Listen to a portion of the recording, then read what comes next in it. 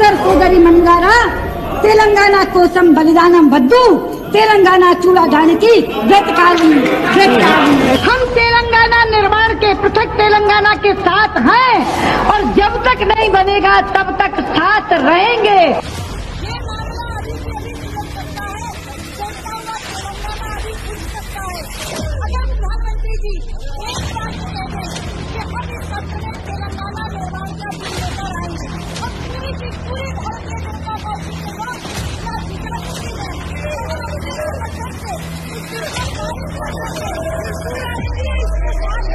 సుష్మా స్వరాజ్ గారు తెలంగాణ రాష్ట్రం రావడానికి, తెలంగాణ బిల్ పాస్ కావడానికి చట్టసభలలో పూర్తి స్థాయిలో సహకరించింది। సముచితమైన స్థానాలు అక్కడ మనకు అవైలబుల్ ప్లేస్ ఉంటుందో వాళ్ళ విగ్రహాలు పెట్టడానికి అవసరమైన ఏర్పాట్లను చేస్తే వాళ్ళకి సముచితమైన గౌరవం ఇచ్చిన వాళ్ళం అవుతాం।